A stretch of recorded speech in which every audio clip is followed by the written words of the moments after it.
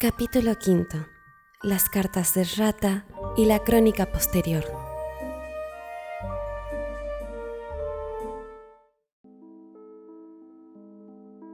Primera carta del Rata, sellada a 21 de diciembre de 1977.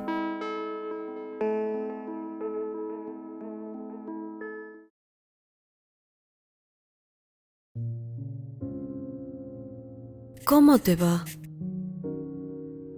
Tengo la sensación de que hace una eternidad que no te veo. ¿Cuántos años habrán pasado ya? ¿Cuántos? Cada vez me falla más la percepción del tiempo. Es como si tuviera encima de la cabeza un pájaro negro y plano batiendo las alas y fuera incapaz de contar más de 3 años seguidos. Anda, hazme el favor de contar tú por mí. Me imagino que cuando me marche de la ciudad sin decir nada a nadie, a ti también te dejé bastante preocupado.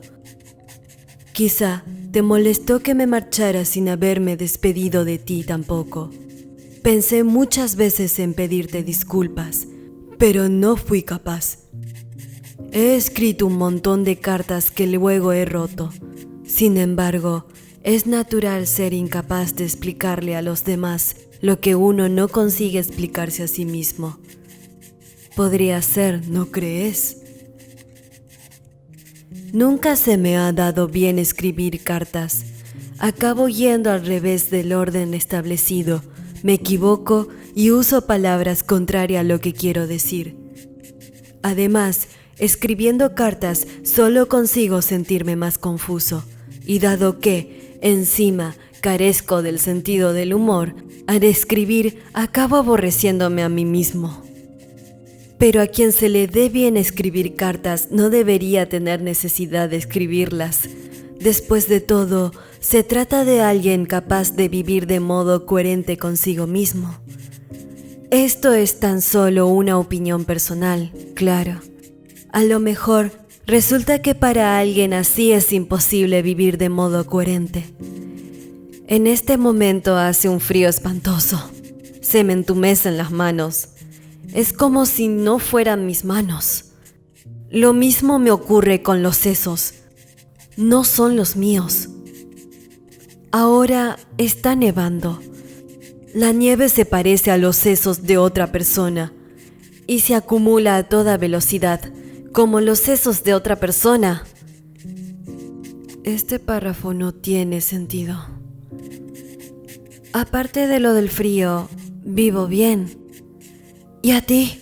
¿Qué tal te va? No te voy a dar mi dirección, pero no te preocupes. No pretendo ocultarte nada. Quiero que esto te quede claro. Se trata de una cuestión delicada. Tengo la impresión de que, en cuanto te diera mi dirección, algo cambiaría dentro de mí. No sé cómo explicarlo. Siento que tú siempre comprendes lo que yo no sé explicar, pero es como si cuanto más me entendieras, menos supiera explicarme yo. Seguramente es un defecto congénito. Todos tenemos defectos, por supuesto. Mi mayor defecto es como mis defectos han ido creciendo a medida que pasaban los años. O sea, como si creciese una gallina dentro de mi cuerpo. La gallina pone un huevo, del huevo sale otra gallina y esa gallina pone otro huevo. ¿Es posible vivir con ese defecto a cuestas? Claro que sí. Al final, ahí radica la cuestión. En todo caso, no escribiré mi dirección. Creo que es mejor. Para mí y para ti, ¿sabes? Quizá deberíamos haber nacido en la Rusia del siglo XIX. Yo sería duque y tú conde, y nos iríamos los dos de casa. Nos batiríamos en duelo, rivalizaríamos por amor. Tendríamos preocupaciones metafísicas y nos tomaríamos una cerveza mirando el atardecer a orillas del Mar Negro. Y ya ancianos, nos implicaríamos en alguna revuelta, nos deportarían a los dos a Siberia y allí moriríamos. ¿No te parece fantástico? Si hubiera nacido en el siglo XIX, seguro que habría escrito novelas geniales. No estoy diciendo que fuera a ser un Dostoyevski, pero al menos estaría en la segunda categoría. ¿Y tú? ¿Qué harías? Quizá te limitarías a ser un conde de tal. Limitarse a ser un simple conde de tal no está mal, ¿eh? Es algo así como muy decimónico. Pero bueno, dejémoslos estar. Volvamos al siglo XX. Hablemos de la ciudad. No de nuestra ciudad natal, sino de otras ciudades distintas. En el mundo hay diversas ciudades. Cada una tiene sus disparates y eso es lo que me atrae de ellas. Por eso he pasado por tantas ciudades durante estos años. Cuando me bajo en una estación cualquiera, siempre me encuentro con una pequeña rotonda donde hay un mapa de la ciudad y con una calle de tiendas. No importa dónde vaya, siempre es así. Incluso los perros se parecen. Tras dar una primera vuelta por la zona, entro en una agencia inmobiliaria para pedir información sobre dónde encontrar alojamiento barato. Pero, como evidentemente soy un forastero, en los pueblos pequeños son más cerrados. No suelen confiar en mí de buenas a primeras. Pero, como ya sabes, yo cuando me lo propongo, soy un tipo bastante cordial.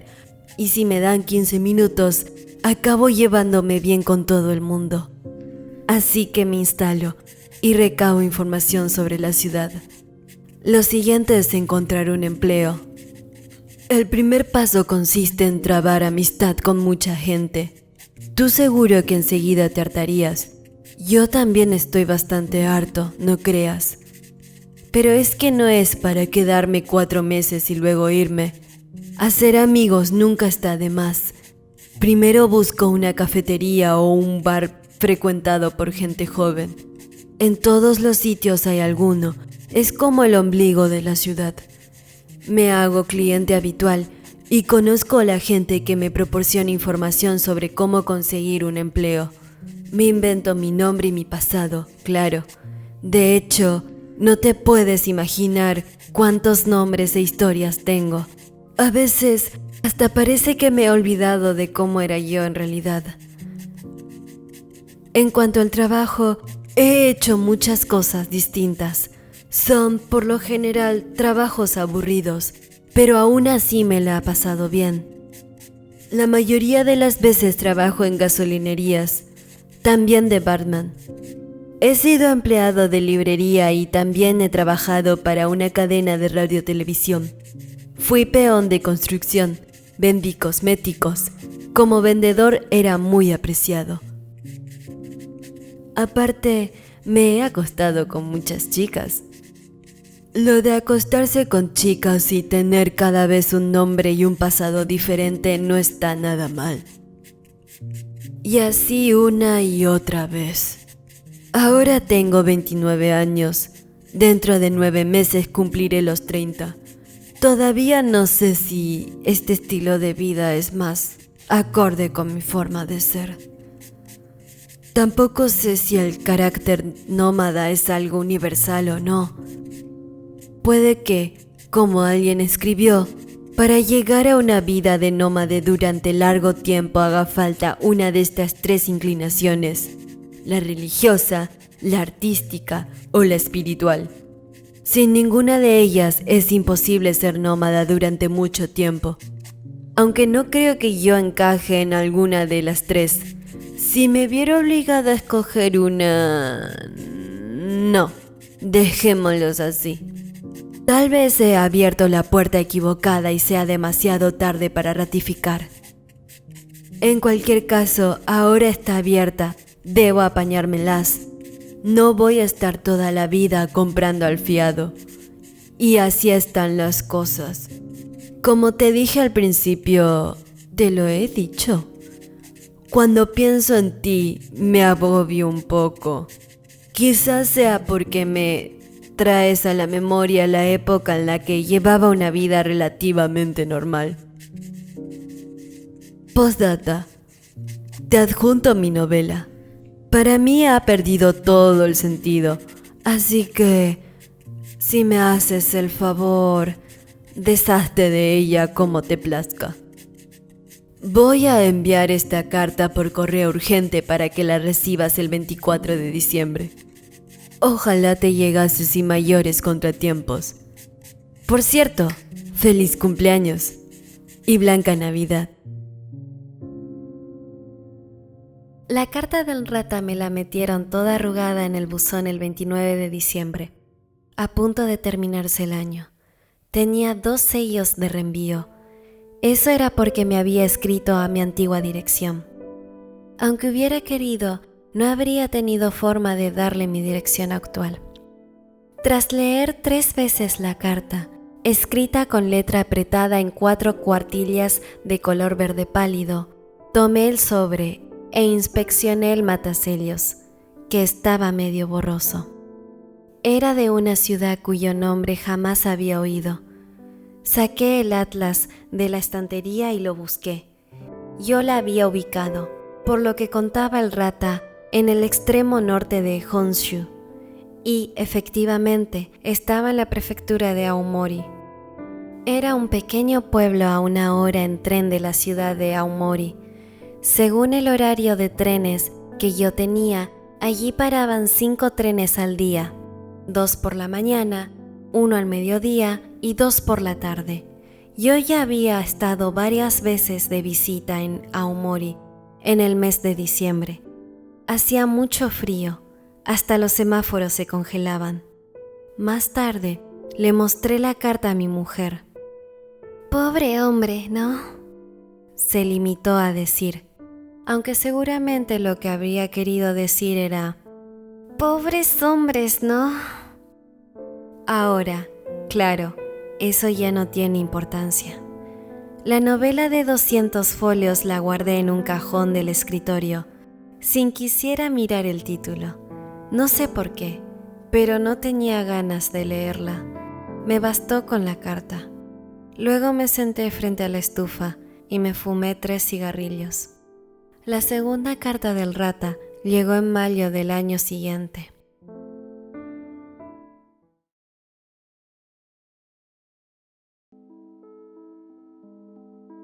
Segunda carta del rata. Sellada a de mayo de 1978.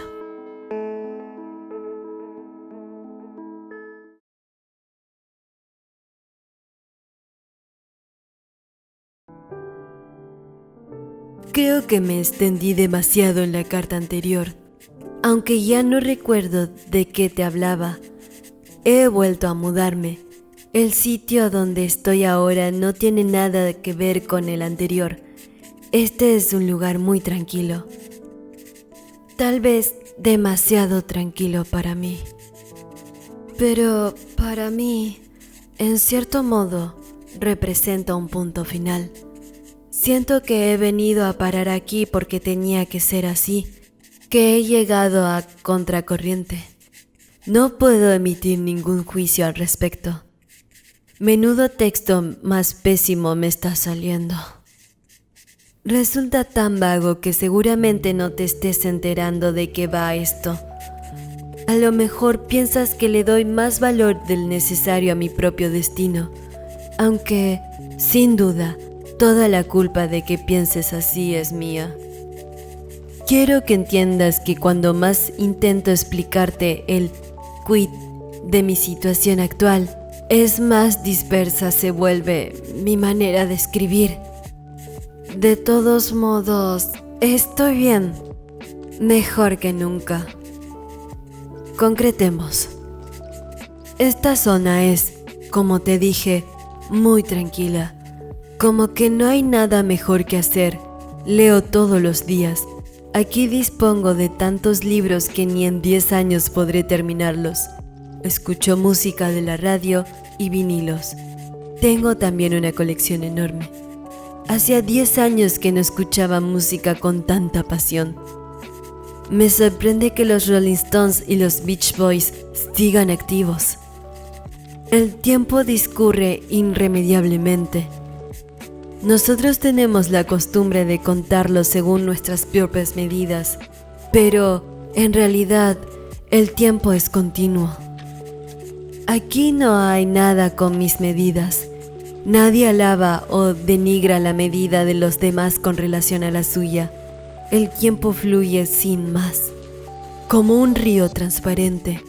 A veces tengo la impresión de que, estando aquí, hasta mi protoplasma se siente liberado. Me refiero a que, cuando veo un coche, tardo unos segundos en reconocerlo como tal. Obviamente, se produce una especie de reconocimiento primario, pero no coincide con el reconocimiento que me proporciona la experiencia. Cada vez me pasa con más frecuencia. Quizá llevo viviendo solo demasiado tiempo. El pueblo más cercano está a 1 hora y media en coche. Ni siquiera se le puede llamar pueblo. Son los escombros de un pueblecillo. Ni te lo imaginas. Pero bueno, en cualquier caso es un pueblo. Puedes comprar ropa, alimentos y gasolina. Incluso puedes ver gente si tienes ganas. Durante el invierno, la ruta se congela y apenas circulan coches. Está rodeada de una zona pantanosa, de modo que la superficie de la tierra se congela como un sorbete. Además, se cubre de nieve y uno ya ni siquiera sabe por dónde discurre la ruta. Es un paisaje apocalíptico. Vine a principios de marzo, les puse cadenas a las ruedas del jeep y llegué en medio de este panorama. Es como si te deportaran a Siberia. Ahora estamos en mayo y la nieve ya se ha derretido, pero en abril se oía cómo retumbaban las montañas a causa de los aludes. ¿Has oído alguna vez uno? Cuando acaba, todo se queda en silencio. El silencio es tal que te pierdes la noción de dónde estás. No se oye absolutamente nada. Puesto que he estado todo este tiempo recluido en las montañas, hace como 3 meses que no me acuesto con nadie. Eso, en sí, no es para nada malo, pero tengo la impresión de que si continúo así, voy a acabar perdiendo el interés por los seres humanos, y no me gustaría. Por lo tanto, cuando el tiempo mejore un poco, estiraré las piernas e iré a ver si encuentro alguna chica por ahí. Modestia aparte, lo de encontrar chicas nunca me ha supuesto un problema. Cuando me lo propongo, parece que vivo en el mundo de los cuando me lo propongo. Saco mi sex appeal a relucir. Por eso me resulta relativamente fácil conseguir una chica. Se podría decir incluso que el problema radica en el que no acabo de sentirme a gusto con esa habilidad. O sea, llegado a cierto punto, dejo de saber si soy yo o si es mi sex appeal el que está en acción. Como cuando ya no sabes si el que está ahí es Laurence Olivier u Otelo. De modo que al final me quedo sin recoger el fruto y acabo tirando todo por la borda. Y con eso causo molestia a los que me rodean. Hasta ahora, mi vida ha sido una repetición en bucle de ese proceso. Por fortuna, de veras que lo es. Ahora no tengo nada que tirar por la borda. Es una sensación fantástica. Si tuviera que tirar algo, me tiraría a mí mismo. La idea de tirarse uno mismo por la borda no está nada mal. Esta carta me está quedando un poco patética. En sí, el modo de pensar no tiene nada de patético, pero al dejarlo por escrito se vuelve patético. Vaya engorro. ¿De qué estaba hablando? Sí, de las chicas. Cada chica lleva consigo un bello cajón lleno de cachivaches sin demasiado sentido. A mí me es una cosa que me encanta. los saco uno a uno, los desempolvo y soy capaz de encontrarles cierto sentido. En eso consiste, en resumidas cuentas, la esencia de mi sex appeal. Pero si uno se pregunta ¿a dónde conduce? No conduce a ninguna parte. No me ofrece nada más que renunciar a ser yo mismo. Así que ahora solo pienso única y exclusivamente en el sexo. Cuando centras tu interés única y exclusivamente en el sexo, no hace falta que andes pensando si es patético o no. Es igual que tomar cerveza a orillas del Mar Negro. He vuelto a leer todo lo que acabo de escribir. Hay varios puntos un poco desilvanados, pero creo que, para ser yo, estoy escribiendo con bastante franqueza. Me gusta, sobre todo, que resulte aburrido. Además, es evidente que la carta ni siquiera va dirigida a ti. Supongo que va dirigida al buzón de correos. Pero no me critiques por ello. Aquí tardo 1 hora y media en jeep para llegar a un buzón. A partir de este momento, la carta va dirigida a ti de verdad. Tengo que pedirte 2 favores. Como ninguno de los dos me urge, puedes despecharlos cuando quieras. Si me concedes, para mí va a suponer un alivio. Hace 3 meses seguramente habría sido incapaz de pedirte nada, pero ahora puedo hacerlo. Aunque sea pequeño, ya es un paso adelante. El primer favor es más bien del tipo sentimental, o sea, relacionado con el pasado. Cuando me fui de nuestra ciudad hace 5 años, lo hice de forma tan caótica y con tanta prisa que me olvidé de decirle adiós a algunas personas. En concreto, a ti, a Yai y a una chica que tú no conoces.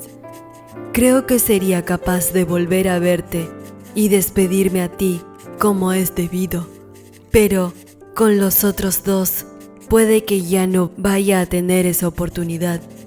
Así que me gustaría que te despidieras por mí cuando vuelvas a la ciudad. Ya sé que es descarado.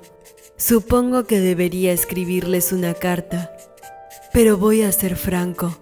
Quiero que vuelvas a la ciudad y que me vayas a verlos.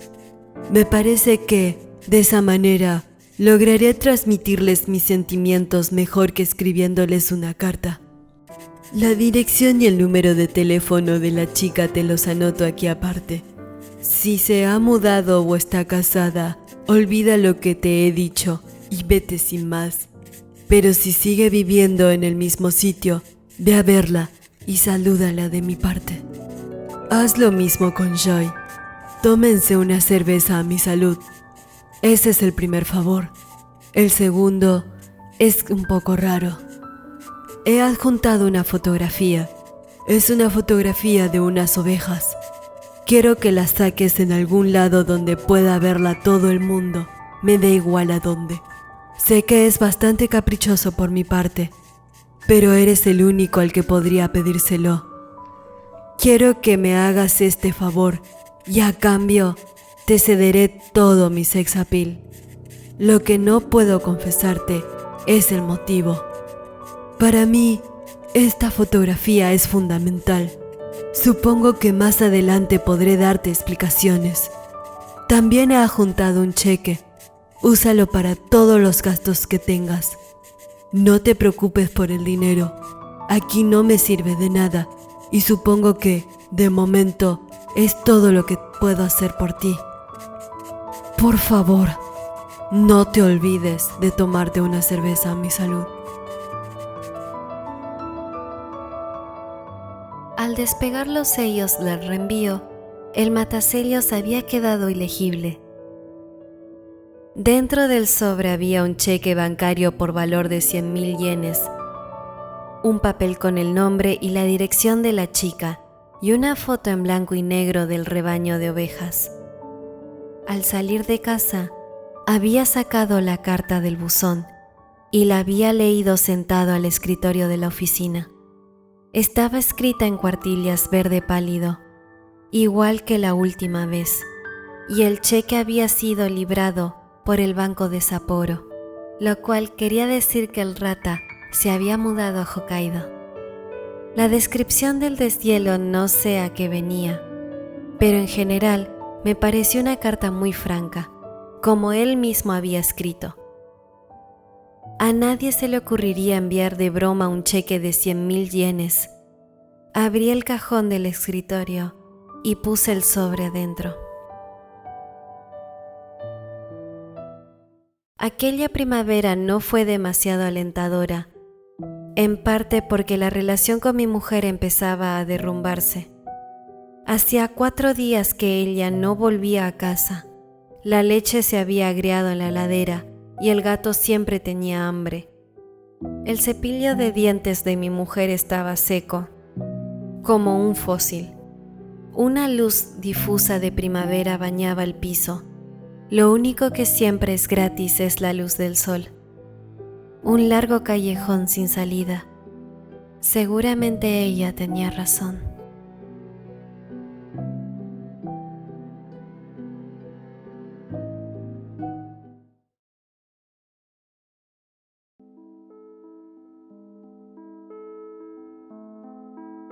La canción se terminó.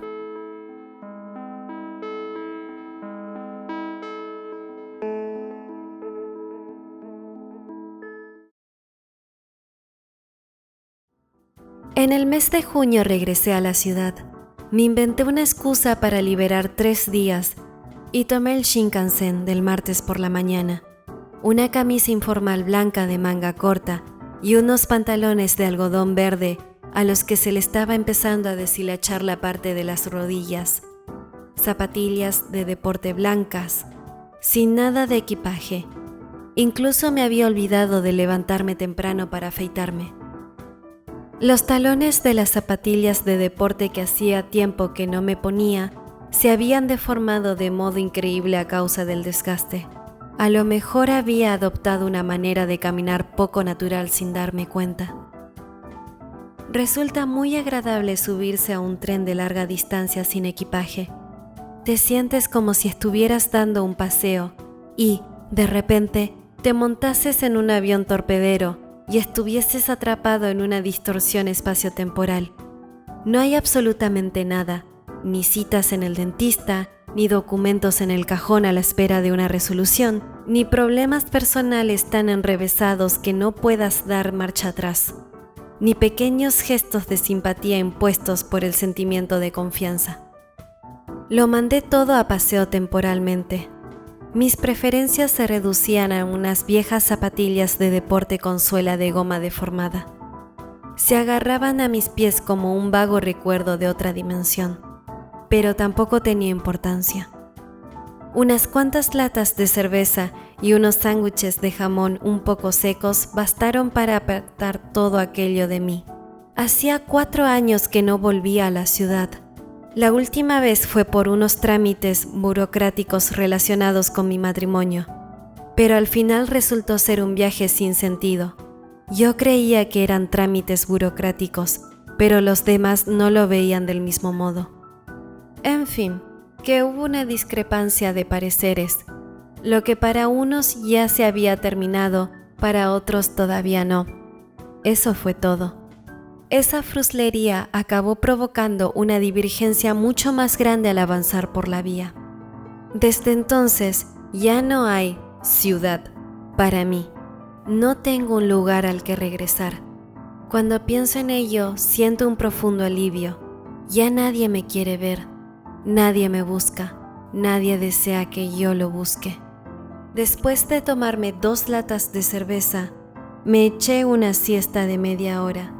Cuando me desperté, esa ligera sensación de liberación que había experimentado al principio se había esfumado por completo. A medida que el tren bala avanzaba, el cielo se tiznó de un gris propio de una temporada de lluvias difusa. Bajo él se extendía el mismo paisaje tedioso de siempre. Por mucho que el tren acelerase, era imposible escapar de aquel tedio. De hecho, cuanto más rápido iba, más nos adentrábamos en el tedio. En eso consiste precisamente el tedio. El hombre de negocios que viajaba sentado a mi lado y que redondaría los 25 años apenas se movió, enfrascado en un diario económico. Traje de verano azul marino, sin una sola arruga, y zapatos negros, camisa blanca recién salida de la tintorería. Yo fumaba mirando hacia el techo del vagón y, para matar el tiempo, repasaba de memoria los títulos de todas las canciones que habían grabado los Beatles. A la 73ª me detuve y dejé de contar. ¿De cuántas se acordaría Paul McCartney? Eché un vistazo por la ventana y miré otra vez hacia el techo. Tenía 29 años e iba a estrenar los 30 en 6 meses. Vacíos. Habían sido 10 años vacíos. Todo lo que había conseguido carecía de valor. Todos mis logros carecían de sentido. Lo único que había obtenido era tedio. No recuerdo qué pasó al principio, pero, sin duda, algo debió de pasar. Hubo algo que estremeció mi corazón, que estremeció el corazón de los demás a través del mío. Al final, todo se echó a perder. Lo que podía perderse, se perdió. ¿Qué otras cosas podía hacer sino eso? Desprenderme de todo eso. Al menos he sobrevivido. Y es que tenía que sobrevivir, aunque el único indio bueno sea el indio muerto. ¿Para qué? ¿Para contar la leyenda de un muro de piedra? Ni de broma. ¿Por qué has ido a un hotel?, me preguntó Shai, extrañado, cuando le pasé la caja de cerillas con el número del hotel anotado en la parte de atrás. Teniendo casa, pudiste haberte quedado en ella. Esa ya no es mi casa, contesté. Tenía delante de mí 3 platos de aperitivos. Me tomé media cerveza y tomé las cartas del rata y se la pasé a Shai. Él se secó las manos con una toalla y echó rápido un vistazo a las 2 cartas y luego las leyó despacio, siguiendo el texto con la mirada. Dijo, sorprendido. Así que está vivo. Sí, contesté yo, y bebí un trago. Por cierto, me gustaría afeitarme. ¿No podrías prestarme espuma y una navaja?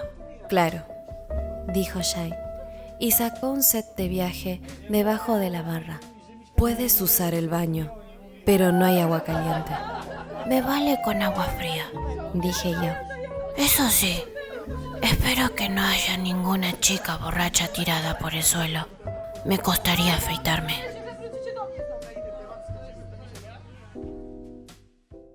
El jazz bar había cambiado por completo. Antes era un pequeño local con humedad en la planta baja de un antiguo edificio junto a la autopista. Las noches de verano, el aire acondicionado generaba una fina neblina. Cuando pasabas mucho tiempo allí metido bebiendo, se te empapaba hasta la camisa. El verdadero nombre de Shai era un nombre chino largo y difícil de pronunciar. Shai era el hombre que le habían puesto unos soldados estadounidenses en la época en la que trabajaba en la base militar, al finalizar la guerra. Con el tiempo, se había olvidado de su verdadero nombre. Según me había contado el propio Shai, hacía tiempo, en 1954, dejó el trabajo en la base y abrió un pequeño bar en la zona. Ese fue el primer Shai's Bar. Tenía bastante éxito. La mayor parte de los clientes eran oficiales de las fuerzas aéreas y el ambiente no estaba nada mal. Cuando el local empezó a funcionar, Shai se casó, pero 5 años más tarde falleció su pareja. Shai nunca me contó cuál fue la causa. En 1963, cuando la guerra de Vietnam se había recrudecido, Shai vendió el local y se marchó lejos, a mi ciudad. Entonces, abrió el segundo Shai's Bar. Esto es todo lo que sé de él. Tenía un gato, Fumaba una cajetilla de tabaco al día y no bebía ni una gota de alcohol. Hasta que conocí al rata. Siempre iba solo al jazz bar. Bebía cerveza a pequeños sorbos, fumaba, echaba unas monedas en la máquina de disco y escuchaba música. Por lo general, en aquella época el bar estaba vacío y Jay y yo charlábamos sobre cualquier cosa con la barra de por medio. No recuerdo de qué hablábamos. ¿Qué temas de conversación podría haber entre un estudiante taciturno de 17 años y un viudo chino? Cuando dejé la ciudad a los 18 años, el rata me reveló como bebedor de cerveza. Cuando el rata se marchó en 1973, no hubo nadie que tomase el relevo. Y medio año después, el local tuvo que trasladarse debido a una ampliación de la autopista. Así se terminó nuestra leyenda en el segundo jazz bar.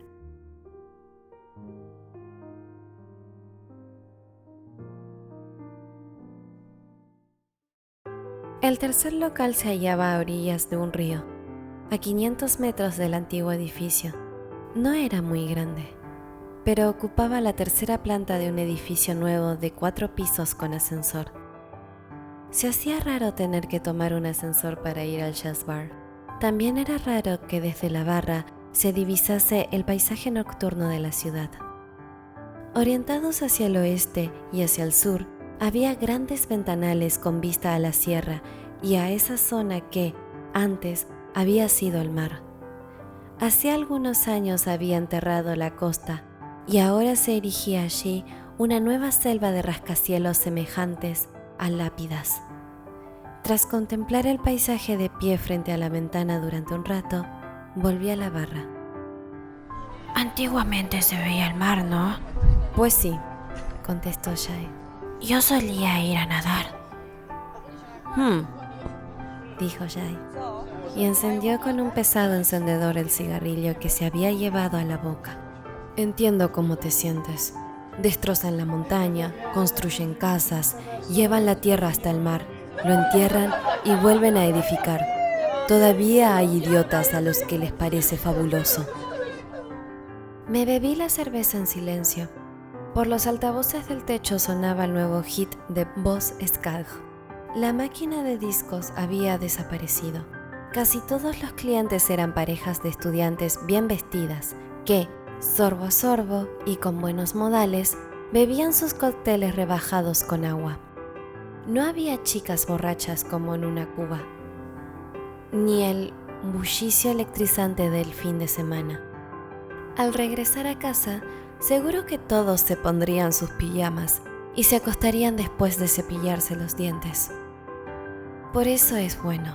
Me parecía fantástico que les gustara ir arreglados. Las cosas no tienen por qué ser de una manera concreta, ni en general, ni en los bares. Entretanto, Jay seguía mi mirada todo el rato. ¿Qué? No te acostumbras al cambio en el local, ¿eh? No es eso, respondí yo. Lo único que noto es que el caos ha cambiado de forma. La jirafa y el oso se han intercambiado los sombreros y el oso y la cebra las bufandas. Como siempre, ¿no? Dijo Jay y se rió. Lo que han cambiado son los tiempos, dije yo. Al cambiar los tiempos, cambian muchas cosas. Pero eso, al fin y al cabo, es bueno. Todo se reemplaza. No hay de qué quejarse. Jay no dijo nada. Yo me tomé otra cerveza y Jay se fumó otro cigarrillo. ¿Qué tal te ganas la vida?, preguntó Jay. Nada mal, respondí brevemente. ¿Y con tu mujer, cómo te va? No lo sé. Al ser algo de dos, ya sabes. Hay veces que pienso que nos va bien y otras que no. Me imagino que el matrimonio consiste en eso. ¿Qué quieres que te diga?, repuso Jay, y se rascó la nariz con la punta del meñique, un poco incómodo. Me he olvidado de cómo era la vida conyugal. Pasó hace tanto tiempo. ¿Cómo está tu gato? Murió hace 4 años. Debió de ser poco después de que te casaras. Andaba mal de la tripa. Vivió 12 años. Una vida longeva de verdad. Aguantó mucho más que mi mujer. Vivir 12 años no es ninguna tontería, ¿no crees? Desde luego. En la montaña hay un cementerio de animales. ¿Lo sabías? Lo enterré ahí. Se ven los rascacielos. Ahora, en esta zona, vayas a donde vayas, solo se ven rascacielos. Aunque me imagino que el gato le dará lo mismo. ¿No te sientes solo? Sí, la verdad que me siento solo. Más que si hubiera muerto una persona. ¿No te parece raro? Yo negué con la cabeza. Mientras Jai preparaba un complejo cóctel y una ensalada César para otro cliente, intenté hacer un puzzle fabricado en Escandinavia que había sobre la barra. Había que montar, dentro de una caja de cristal, un dibujo de 3 mariposas revoloteando sobre un campo de tréboles. Pero después de 10 minutos me di por vencido y lo dejé. ¿No te has planteado tener hijos?, me preguntó Jai al volver. Te tocaría por edad, ¿no? No quiero. ¿Ah, no?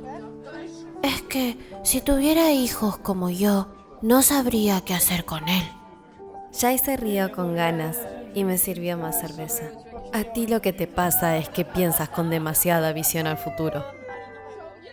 No se trata de eso.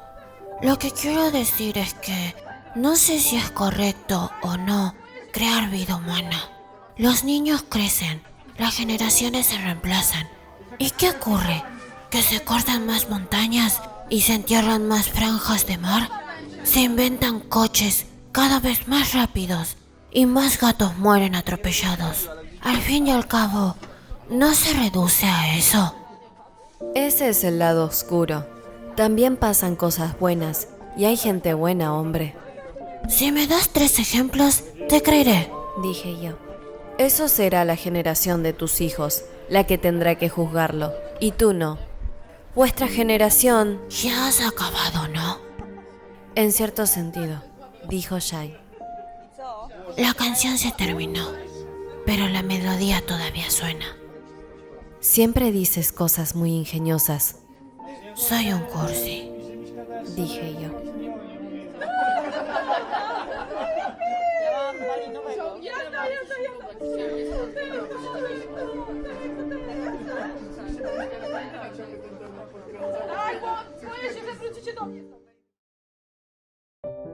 Cuando el Chase Bar empezó a llenarse, me despedí de él y dejé el local.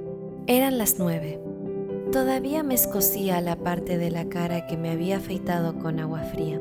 Quizá porque me había echado vodka con limón en vez de aftershave.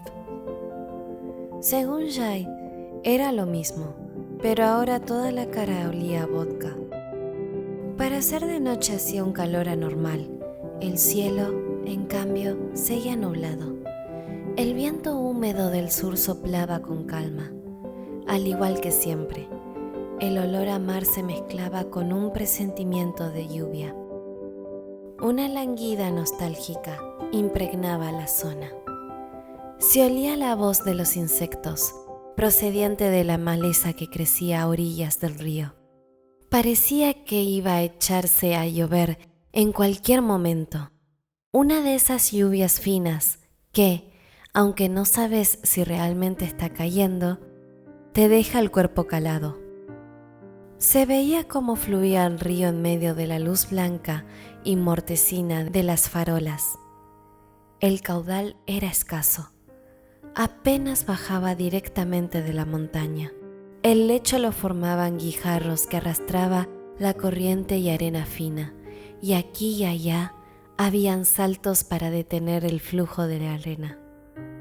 Al pie de las cascadas Había unas pozas profundas en las que nadaban pequeños peces. En épocas de escasez de agua, las tierras arenosas absorbían el caudal y tan solo quedaba un curso de arena blanca, ligeramente húmedo. Mientras paseaba, retomé el curso del río y buscaba el punto donde el lecho se tragaba el agua. Allí, el último reguero estrecho del río se detenía como si hubiera topado con algo y, justo después, desaparecía. Las tinieblas del subsuelo se lo habían tragado. Me gustaba el camino que bordeaba el río. Caminé siguiendo la corriente del agua. Al caminar, sentía su respiración, porque están vivos. Son ellos quienes han construido la ciudad. Durante miles de años han derruido las montañas, han transportado tierra, han ganado terreno al mar y han hecho crecer árboles. Desde el primer momento, la ciudad era suya y seguramente lo seguirá siendo en el futuro. Gracias a la estación de las lluvias, la corriente proseguía hasta el mar sin que el lecho se tragase. Percibía el olor de las hojas nuevas de los árboles que habían sido plantados a lo largo del río. Su velor parecía impregnar el aire que los rodeaba. Sobre el césped yacían varias parejas hombro con hombro y un anciano paseaba a su perro. Unos estudiantes de instituto fumaban al lado de una moto aparcada. Era una noche cualquiera de principios de verano. En una licorería que quedaba de camino, compré 2 latas de cerveza. Me las metieron en una bolsa de papel y luego caminé hasta la playa. El río desembocaba en el mar, formando una caleta o una especie de canal medio enterrado. Eran los restos de la antigua línea de costa, que habían recortado hasta dejar tan solo 50 metros de ancho. La arena era la misma de siempre. Las olas pequeñas habían arrastrado trozos de madera de forma redondeadas. Olía a mar. En el rompeolas de cemento se veían clavos y un viejo grafiti pintado con spray. Era la antigua línea de costa, de la que únicamente quedaban 50 metros. La habían encajonado dentro de un muro de cemento de 10 metros de altura, y el muro se extendía recto durante kilómetros, cercando siempre aquel mar angosto. Además, habían levantado una urbanización con edificios de muchos pisos. Solo había dejado 50 metros de mar y se habían cargado el resto.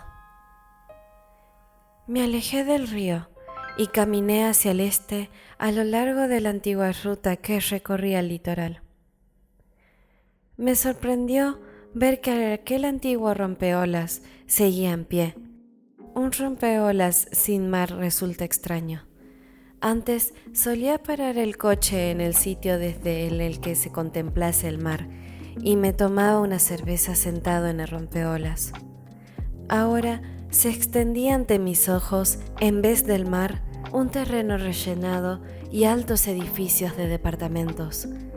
Aquellas edificaciones, todas cortadas con el mismo patrón, parecían las miserias jásenas abandonadas con el que se había pretendido construir una ciudad aérea, o unos niños inmaduros que esperaban impacientes el regreso de su padre. Entre bloque y bloque se habían delineado caminos de asfaltos semejantes a costuras. Aquí y allá había enormes estacionamientos y también paradas de autobús. Un supermercado, una estación de servicio, un extenso parque y un auditorio magnífico. Todo era nuevo y artificial. La tierra desplazada desde las montañas tenía ese color destemplado propio de los terrenos ganados al mar. Las partes que todavía no habían sido parceladas estaban cubiertas de malas hierbas, traídas con el viento. Echaban raíces en el terreno nuevo a una velocidad pasmosa. Intentaban colarse en todos lados, como riéndose del césped y de los árboles que, artificialmente, habían plantado a lo largo de las vías asfaltadas. Era un paisaje desolador. Pero, ¿qué podía decir yo? Había empezado un juego nuevo, con reglas nuevas. Nadie podía detenerlo. Después de tomarme las 2 cervezas, tiré las latas con todas mis fuerzas hacia aquella tierra que antaño había sido mar. Otro mar distinto, de maleza mecida por el viento, que se las tragó. Luego me fumé un cigarrillo. Cuando estaba acabando de fumar, vi que se acercaba un hombre lentamente con una linterna. Tendría unos 40 años y llevaba unos pantalones grises con una camisa gris y una gorra gris. Debía ser el vigilante de las instalaciones de la zona. Acabas de tirar algo, ¿no? Dijo el hombre, tras pararse a mi lado. Sí, Contesté. ¿Qué has tirado? una cosa con forma cilíndrica, hecha de metal y con tapa. Dije yo. El vigilante parecía un poco desconcertado. ¿Y por qué lo has tirado? Por ningún motivo en particular. Llevo 12 años haciéndolo. He llegado incluso a tirar media docena de golpe, pero nunca me han llamado la atención. Antes eran otros tiempos, replicó el vigilante. Ahora, esto es terreno municipal y está prohibido tirar basura sin permiso en terrenos municipales. Yo me quedé callado. Algo me sacudió por dentro. El asunto es, Dije. que lo que tú dices tiene más lógica, ¿no?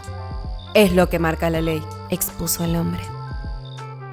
Yo lancé un suspiro y saqué la cajetilla de tabaco del bolsillo. ¿Qué tengo que hacer? No te voy a pedir que vayas a recogerlo. Se ha hecho de noche y está empezando a llover. Solo que, por favor, no vuelvas a tirar nada. No lo haré más. Dije. Buenas noches. Me tumbé sobre el rompeolas y miré al cielo. Como había dicho el vigilante, empezaba a caer una lluvia fina. Mientras intentaba reproducir mentalmente el diálogo que acababa de tener con el vigilante, me fumé otro cigarrillo. Me dio la impresión de que, 10 años atrás, yo era un tipo más duro. Aunque quizá solo fuese eso, una impresión. Daba igual. Volví al camino que rodeaba el río, y justo en el momento en el que tomé un taxi, la lluvia se había transformado en una especie de neblina. Le pedí al taxista, un hombre que rondaba los 60, que me llevara al hotel. ¿Estás de viaje?, preguntó él. Sí, ¿Es la primera vez que viene? la segunda. Dije yo.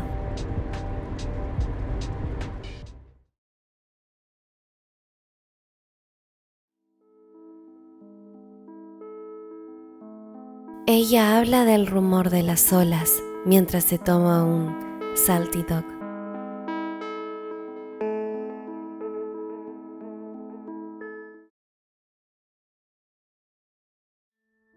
He venido a traerte una carta. Dije yo. ¿Para mí? Preguntó ella.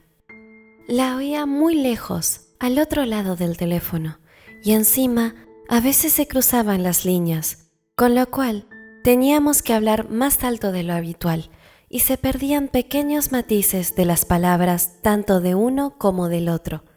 Era como hablar desde lo alto de una colina expuesta al viento, con las solapas del abrigo levantadas. En realidad, la carta va dirigida a mí, pero me pareció que podría ser para ti. ¿Te pareció? Sí, Contesté. Una vez dicho aquello, me preocupó haber cometido una gran estupidez. Ella se quedó callada un momento. Las interferencias habían desaparecido. no sé cuál es la situación entre Rata y tú, pero te he llamado porque me pidió que viniera a verte y supuse que sería mejor que también leyeras la carta. ¿Y has venido desde Tokio para eso? Exacto. Tras carraspear, me pidió disculpas. ¿Es porque son amigos? Supongo que sí. ¿Por qué no me ha escrito directamente? Lo que decía tenía lógica, No lo sé. dije yo con franqueza. Pues yo tampoco. Se supone que lo nuestro había terminado. ¿O todavía no? Yo eso lo ignoraba, No lo sé. dije. Estaba recostado en la cama del hotel, observando el techo con el teléfono en la mano. Me dio la sensación de estar contando sombras de peces acostados en el fondo del océano. No tenía ni idea de cuántas me faltaban para terminar. Hace 5 años que desapareció. Cuando yo tenía 27. Su voz parecía muy sosegada, pero sonaba como si surgiera del fondo de un pozo. La vida da muchas vueltas en 5 años. Dije yo. Aún en el supuesto de que nada hubiera cambiado, no podría aceptarlo. No querría creérmelo. Si me lo creyera, no podría ir a ninguna parte. Así que procuro pensar que todo ha cambiado radicalmente. Creo que te entiendo. Dije yo. Los dos permanecimos en silencio durante un instante. Ella fue la primera en hablar. ¿Cuándo lo viste por primera vez? En primavera, hace 5 años. Un poco antes de que desapareciera. ¿Te dijo algo sobre los motivos por los cuales se marchaba? No, Dije yo. Se fue sin decir nada. exacto. ¿Cómo te sientes tú? ¿Por qué se marcha sin decir nada? Sí. Me incorporé sobre la cama y me apoyé en la pared. Pues, no sé. Pensé que al medio año acabaría cansándose y regresaría. No me parece una persona demasiado perseverante. Pero no regresó. No lo hizo. Ella vaciló durante un momento al otro lado de la línea. Sentía su calmosa respiración al oído. ¿Dónde te alojas? Me preguntó. En el hotel. Mañana a las 5 estaré en la cafetería del hotel, la de la 8ª planta. ¿Te parece bien? De acuerdo. Dije yo. Llevaré una camisa blanca y unos pantalones verde de algodón. Tengo el pelo corto y... Me hago una idea. No te preocupes. Me interrumpió con el tono apacible y colgó. Después de haber vuelto el auricular a su sitio, me puse a pensar en qué habría querido decir con «me hago una idea». No lo sabía. Había un montón de cosas que ignoraba. Lo de que los años lo hacen a uno más sabio no debía de ser verdad. Cierto escritor ruso escribió que la personalidad cambia un poco, pero la mediocridad jamás cambia. Los rusos a veces dicen cosas bastante ingeniosas. Pueden que se les ocurran en invierno. Me metí en la ducha, me lavé la cabeza empapada por la lluvia y, con la toalla enrollada en la cintura, vi en televisión una vieja película estadounidense de submarinos. El argumento era lamentable. Aparte de que el comandante y el segundo de a bordo andaban enemistados, el submarino era una carcasa y, encima, había alguien claustrofóbico. Pero al final, todo salía bien. Era una de esas películas del tipo, la guerra no está tan mal cuando todo sale bien. Quizás, hasta se podría hacer una película del tipo, un día la humanidad se extinguió en una guerra nuclear, pero al final todo salió bien. Apagué la televisión, me metí en la cama y a los 10 segundos estaba dormido.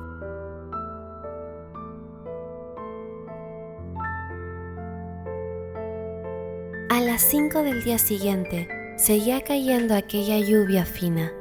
Llegaba justo cuando la gente empezaba a pensar que, tras 4 o 5 días de cielos despejados típicos de principios de verano, la época de lluvias por fin parecía haber terminado. Desde la ventana del 8º piso Se veía como cada palmo de tierra se empapaba de negro. En la autopista elevada, los coches se dirigían de oeste a este. Se hallaban en un atasco de varios kilómetros. Si uno se quedaba mirándolos fijamente, parecían que poco a poco se iban fundiendo en medio de la lluvia. En realidad, toda la ciudad empezaba a fundirse. Se fundían los diques del puerto, se fundían las grúas, se fundían las hileras de edificios, se fundían las personas bajo sus paraguas negros. El verde de las montañas, que también se fundían, descendían silenciosamente por la ladera. Pero cerré los ojos unos segundos y cuando volví a abrirlos, la ciudad había vuelto a su estado normal. Las 6 grúas se erguían hacia el cielo sobrio cargado de agua.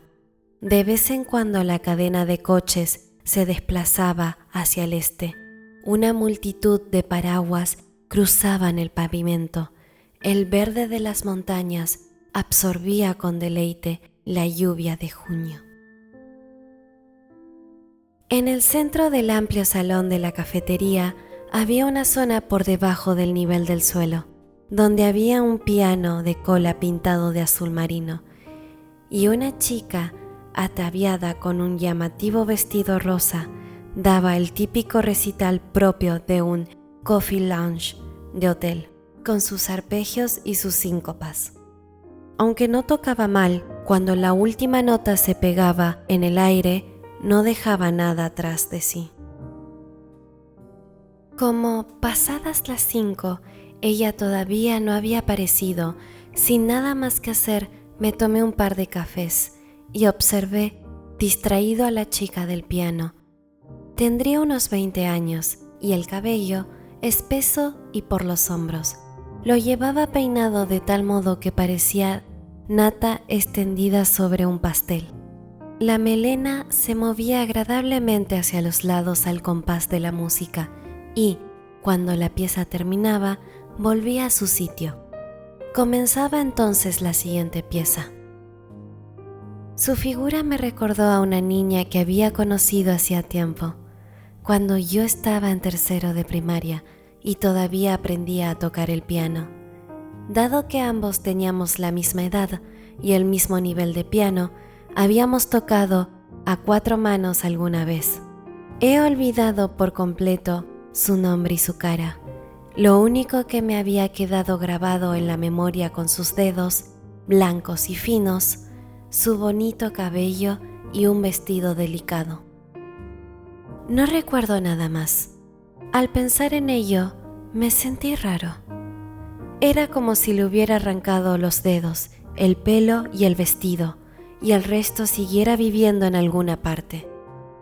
Nada más lejos de la realidad, obviamente.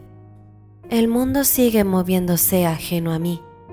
La gente, totalmente ajena a mí, cruza la calle, afila lápices, se desplaza de oeste a este a una velocidad de 50 metros por minuto, llena de música tan pulida, los coffee lounge, que no deja huella. El mundo. Esa palabra siempre me evoca a un disco gigante, sostenido con brío por un elefante y una tortuga. El elefante no comprendía la función de la tortuga no comprendía la función del elefante, y ninguno de los dos comprendían esas cosas llamadas mundo.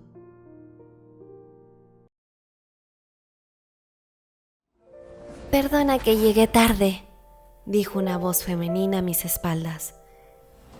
«Tenía que terminar una cosa del trabajo y no podía escaparme». No importa. Total, hoy no tengo nada que hacer. Ella dejó la llave del paragüero sobre la mesa y, sin mirar el menú, pidió un jugo de naranja. A primera vista, resultaba difícil calcular cuántos años tenía. Si no lo hubiera preguntado por teléfono, creo que jamás lo habría sabido. Pero si ella decía que tenía 33 años, tenía 33 años. Y, visto de esa manera, no había duda de que aparentaba tener 33 años. Su gusto vistiendo era liviano y agradable. Llevaba un pantalón holgado de algodón blanco y una camisa de cuadros de color naranja y amarillo remangada hasta los codos, y un bolso de piel colgando al hombro. No estrenaba nada, pero la ropa se veía bien cuidada. No lucía anillos, ni collares, ni pulseras o pendientes. Tenía el flequillo corto y se lo había apartado con naturalidad hacia un lado. Las pequeñas arrugas que tenía en el rabillo de los ojos, más que fruto de la edad, parecían estar ahí desde que nació. Solo el fino y blanco cuello que asomaba por la camisa, con los 2 botones desabrochados y el reverso de las manos sobre la mesa, sugerían su edad. La gente empieza a envejecer por una zona pequeña, realmente pequeña, y poco a poco esa zona va extendiéndose por todo el cuerpo, como una mancha indeleble. Has mencionado el trabajo. ¿A dónde trabajas? Le pregunté. En un estudio de arquitectura. Llevo ya muchísimo tiempo ahí. No extendió más. Yo saqué con parsimonia un cigarrillo y lo encendí. La chica que estaba tocando música cerró la tapa del piano, se levantó y se retiró a alguna parte para descansar. Sentí un poco de envidia. ¿Desde cuándo son amigos?, me preguntó ella. Desde hace ya 11 años. ¿Y tú? 2 meses y 10 días. Contestó ella de inmediato. Desde la primera vez que nos vimos hasta el día que desapareció. 2 meses y 10 días. Me acuerdo porque lo anoté en mi diario. Trajeron el jugo de naranja y se llevaron mi taza de café vacía. Cuando desapareció, lo esperé durante 3 meses. Diciembre, enero y febrero.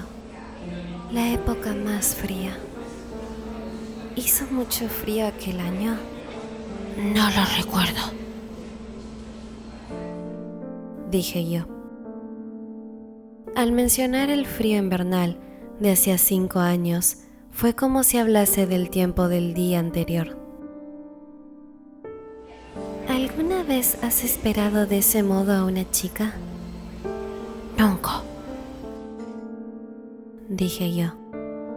Cuando esperas durante un periodo de tiempo determinado, lo demás deja de importarte, ya sean 5 años, 10 años o un mes, da igual. Asentí con la cabeza. Ella se bebió medio jugo. Me pasó lo mismo la primera vez que me casé. Yo era siempre la que lo esperaba. Me cansé de esperar y al final todo dejó de importarme. Me casé con 21 años, me divorcié con 22 y luego me vine a esta ciudad. Igual que mi mujer. ¿Qué? Se casó con 21 y se divorció con 22. Ella se me quedó mirando. Luego volvió a remover el jugo de naranja con la cuchara. Tuve la impresión de haber hablado más de la cuenta. Eso de casarse y divorciarse joven es bastante duro, dijo ella. Es, en pocas palabras, como desear algo plano e irreal. Pero lo irreal no dura mucho, ¿no te parece? Puede que sí. Durante los 5 años que pasaron desde que me divorcié hasta que lo conocí a él, estuve sola en esta ciudad, viviendo de un modo bastante irreal. Apenas conocía a nadie, salía muy poco, no tenía novio, me levantaba temprano para trabajar, dibujaba planos y cuando se acababa, hacía la compra en el supermercado y comía sola en casa. Tenía la radio encendida todo el día, leía libros, escribía un diario, lavaba medias en el baño. Como el piso estaba en la costa, siempre se oía el rumor de las olas. Era una vida deprimente. Se bebió el resto del jugo. Debo de estar aburriéndote. Yo callado, sacudí la cabeza hacia ambos lados. Pasadas las 6, la iluminación se atenuó para la hora de los cócteles. Las luces de la ciudad empezaban a encenderse. En la punta de las grúas brillaba la luz roja. En el lánguido anochecer, la lluvia seguía cayendo como agujas finas. ¿Quieres una copa? Le pregunté. ¿Cómo se llamaba ese cóctel de vodka con pomelo? Salty Dog. Llamé al camarero y le pedí un Salty Dog y un Kutixar con hielo. ¿Por dónde iba? Por lo de la vida deprimente. Bueno, a decir verdad, tampoco era tan deprimente, dijo ella. Lo único deprimente era el rumor de las olas. Cuando llegué al piso, el gerente me dijo que enseguida me acostumbraría, pero no fue tan fácil. Ahora ya no hay mar. Ella sonrió sosegadamente y, en la comisura de los ojos, se levantaron un poco las arrugas. Es verdad, tienes razón. Ya no hay mar. Aunque todavía tengo la sensación de que oigo las olas. Supongo que me han quedado grabadas en los oídos. ¿Y fue entonces cuando apareció el rata? Sí, pero yo no le llamaba así. ¿Cómo lo llamabas? Lo llamaba por su nombre, igual que todo el mundo, ¿no? Ahora que lo decía, tenía razón. Rata era un apodo demasiado infantil. Sí, tienes razón, dije yo. Nos trajeron las bebidas. Ella se tomó un trago de Salty Dog y se limpió con la servilleta de papel de la sal que le habían quedado en los labios. En la servilleta quedó una pequeña mancha de carmín y ella la dobló hábilmente con los 2 dedos. No sé cómo explicarlo. Era bastante irreal. ¿Entiendes lo que quiero decir? Creo que sí. Cuando nos conocimos, tuve la impresión de que necesitaba su irrealidad para superar la mía. Por eso me enamoré de él. O quizás empecé a pensar aquello cuando ya estaba enamorada. Aunque al final viene a ser lo mismo. La pianista volvió del descanso y empezó a tocar la banda sonora de una película antigua. Se me antojó la canción equivocada para la escena equivocada. A veces pienso lo siguiente. En el fondo, puede que estuviera utilizándolo y creo que él lo captó desde el primer momento. ¿No te parece? No lo sé, dije yo. Eso es problema entre tú y él. Ella no dijo nada. Tras 10 segundos de silencio, me di cuenta de que ella ya había acabado de hablar. Me tomé el último trago de whisky, saqué del bolsillo las 2 cartas de rata y las puse sobre la mesa. Permanecieron así durante un buen rato. ¿Tengo que leerlas ahora mismo? Llévatelas y léelas en casa. Si no quieres leerlas, tíralas a la basura. Ella sintió y guardó las cartas en el bolso, que al cerrarse hizo un exquisito sonido metálico. Yo me encendí el segundo cigarrillo y pedí otro whisky. El segundo whisky es el que más me gusta. Con el primero me siento aliviado y con el segundo mi cabeza se vuelve más lúcida. A partir del tercero deja de tener encanto. Se trata solo de enviarlo al fondo del estómago. ¿Has venido a Tokio solo para esto? Me preguntó ella. Podría decirse que sí. ¡Qué buen amigo eres! Yo no lo veo así. Es una cuestión de costumbre. Si hubiera sido al revés, estoy seguro de que él habría hecho lo mismo por mí. ¿Alguna vez lo ha hecho? Negué con la cabeza. Durante mucho tiempo, nos hemos estado molestando uno al otro por problemas completamente irracionales. El que los hayamos resuelto de modo real o no, ya es otro asunto. Creo que hay poca gente que piensa como tú. Es posible. Ella sonrió y levantándose, tomó la cuenta. Esta la pago yo, que he llegado 40 minutos tarde. Si estás segura, adelante. Dije yo. Una cosa, ¿podría hacerte una pregunta? Claro, dime. Por teléfono me dijiste que te imaginabas mi aspecto. Sí, quise decir que intuía cómo serías. ¿Y me has reconocido al momento? Sí, al momento, dijo ella. La lluvia seguía cayendo con la misma intensidad. Desde la ventana del hotel se veían los neones del edificio de al lado. Incontables trazos de lluvia se precipitaban contra el suelo en medio de aquella luz verde vertical. Desde allí, mirando hacia abajo, toda la lluvia parecía converger en un mismo punto del pavimento. Me tumbé en la cama y, tras fumarme 2 cigarrillos, llamé a recepción para que me reservaran un asiento en el tren de la mañana siguiente. Ya no me quedaba nada por hacer en aquella ciudad. La lluvia, por suerte, siguió cayendo hasta medianoche.